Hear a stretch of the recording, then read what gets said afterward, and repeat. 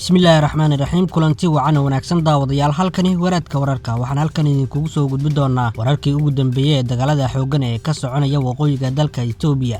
Ciidanka xoreynta Oromiya ee loo yaqaan Ola ayaa waxay sheegeen inay u soo ruqaansadeen dhanka iyo caasimadda dalka Itoobiya Addis Ababa. Maamulka caasimadda dowladda federaalka Itoobiya oo sheegay in shacabka ay bilaabeen inay ilaaliyaan amniga guud ee Addis Ababa. Dowladda Eritrea waxay iska fogeysay warbixin ay soo saartay qaramada midoobay oo daaha ka qaadaysay xasuuq ka dhashay dagaalka dabada dheeraada ee ka socda dalka Itoobiya. Dowladda federaalka Itoobiya ayaa waxay guulo ka sheegatay dagaalo ka dhacay gobolka Canfarta. Ergeyga gaarka ah ee Mareykanka u qaabilsan Geeska Afrika ayaa maanta ku soo wajahan magaalada Addis Ababa ee caasimadda dalka Itoobiya.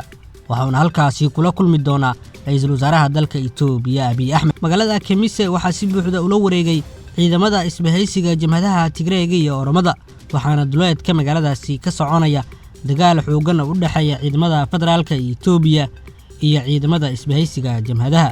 wararkii ugu dambeeyay ee dagaalkaasi ayaan idin soo gudbin doonaa. Shirkadda Facebookna waxa ay bogga Facebook ee Abiy Ahmed ka saartay qoraal oo ku soo daabacay maxaa ka jira in dowladda Itoobiya ay wadankeeda ka mamnuucayso adeega shirkadaasi.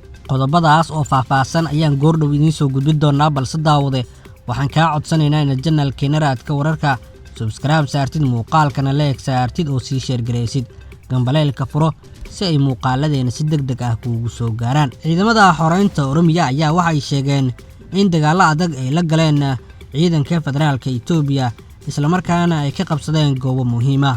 Ciidankan oo aad u hubeysan ayaa la sheegay in ay ku sii wajahan yihiin caasimadda dalka Itoobiya Addis Ababa. Sidoo kale saraakiil u hadlay ciidanka xoreynta Oromiya ayaa waxay sheegeen in ay bilaabeen duulaanka dhan ah dowladda federaalka Itoobiya, waxayna sidoo kale sheegeen in ay haatan ku wajahan yihiin caasimadda dalka Itoobiya Addis Ababa. Ciidanka xoreynta Oromiya ayaa la sheegay in ay dhowr jiha kaga wajahan yihiin caasimadda dalka Itoobiya Addis Ababa, waxayna wararku sidoo kale ay sheegayaan in ciidanka xoreynta Oromiya ay aad ugu dhow yihiin caasimadda dalka Itoobiya Addis Ababa. Ciidanka xoreynta Oromiya iyo ciidanka Tigreega oo iskaashanaya ayaa la sheegay in ujeedkoodu uu yahay in ay la wareegaan caasimadda dalka Itoobiya Addis Ababa. Shacabka ku dhaqan caasimadda Itoobiya Addis Ababa ayaa bilaabay inay ilaaliyaan amniga guud ee Addis Ababa. Maamulka caasimadda dowladda federaalka Itoobiya ee Addis Ababa ayaa waxa uu sheegay in shacabka ku dhaqan caasimadda ay bilaabeen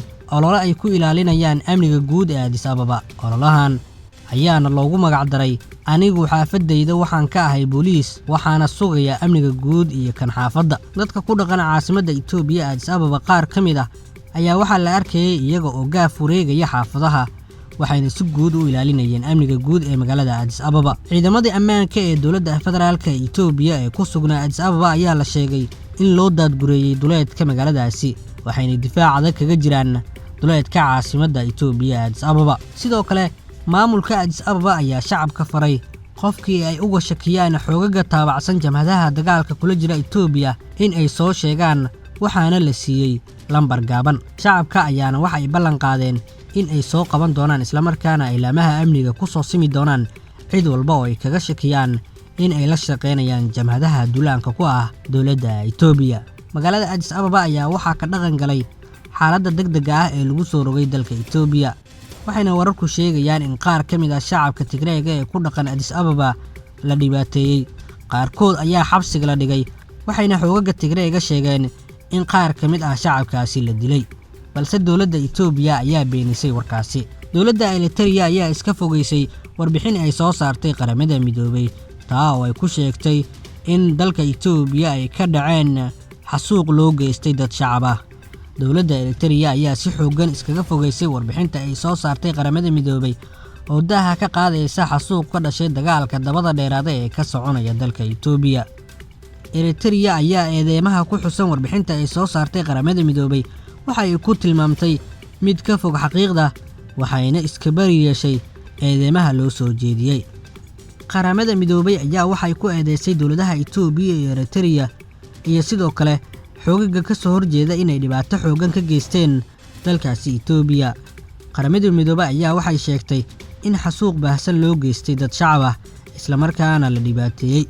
sidoo kale qaramada midoobay ayaa sheegtay in ciidamada dagaalamayay ay kufsi xoogan u geysteen haween barakac ah. ciidamada milatariga dowladda federaalka Itoobiya ayaa waxa ay guulo waaweyn ka sheegteen dagaalo xoogan oo ka dhacay deegaanka Canfarta. saraakiisha horkacaysa ciidamada federaalka Itoobiya ayaa waxay sheegeen in ay la wareegeen goobo muhiim ah ay ku sugnaayeen ciidamada Tigreega iyo jamhadda Canfarta. sidoo kale ciidanka milatariga Itoobiya ayaa waxay sheegeen in ay gacanta ku dhigeen askar ka tirsan Tigreega. ciidamada dowladda federaalka Itoobiya ayaa waxay dagaalo xoogan kala kulmayaan ciidamada Tigreega ee ka dagaalamaya gobolka Canfarta. dowladda Itoobiya ayaa la sheegay in ay suurtagal tahay inay wadankeeda ka mamnuucdo isticmaalka Facebook. shirkadda Facebook ayaa barta gaarka ah ee Abiy Ahmed oo ku leeyahay Facebook waxay ka saartay qoraal oo kaga hadlayay dagaalada ka soconaya dalka Itoobiya. Abiy Ahmed ayaa qoraalkaas waxa uu ugu baaqayay shacabka Itoobiya inay ka qayb qaataan dagaalka, waxayna shirkadda Facebook ay sheegtay in uu ka soo horjeedo sharciyada u yaala. warar la helayo ayaa waxay sheegayaan in ay suurtagal tahay in saacadaha soo socda ay dowladda Itoobiya wadankeeda ka mamnuucdo isticmaalka Facebook. ergeyga gaarka ah ee Mareykanka u qaabilsan Geeska Afrika ayaa maanta ku soo wajahan magaalada Addis Ababa ee caasimadda dalka Itoobiya. ergeyga gaarka ah ee Mareykanka u qaabilsan Geeska Afrika iyo wafdi horkacaya ayay wararku sheegayaan in uu maanta soo gaarayo caasimadda dalka Itoobiya ee Addis Ababa. Mareykanka ayaa cadaadis xoogan waxa uu ku hayaa ra'iisul wasaaraha dalka Itoobiya, waxaana saacadihii ugu dambeeyay dowladda Mareykanka ay soo saareysay qoraallo ay kaga hadlaysay dagaalada ka soconaya dalka Itoobiya. horey Mareykanka waxa ay ugu eedeysay Abiy Ahmed in uu joojin waayay dagaalka ka soconaya dalka Itoobiya, waxayna wararku sheegayaan in Mareykanka uu doonayo in uu iscasilo Abiy Ahmed. ergeyga gaarka ah ee Mareykanka ayaa ugu baaqay dowladda Itoobiya iyo dhinacyada ka soo horjeeda in ay iskugu yimaadaan miiska wada hadalka isla markaana ay joojiyaan dagaalada.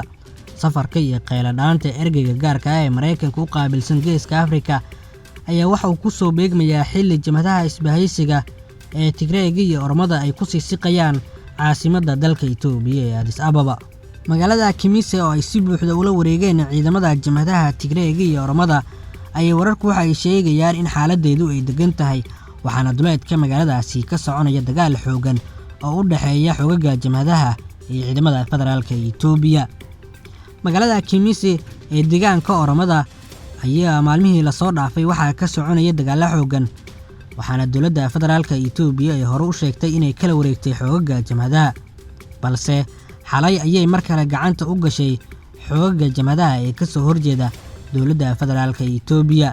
jamhadaha isbahaysanaya ee Tigreega iyo Oromada ayaa waxay sheegeen in ay haatan si buuxda ula wareegeen magaalada Kimise, isla markaana ay duleedka magaaladaasi kula dagaalamayaan ciidamada federaalka Itoobiya. dowladda Itoobiya weli wax war ah kama soo saarin warkan ka soo baxay xogaga isbahaysanaya ee jamhadaha ka oo ku aadan in ay la wareegeen magaalada Kimise.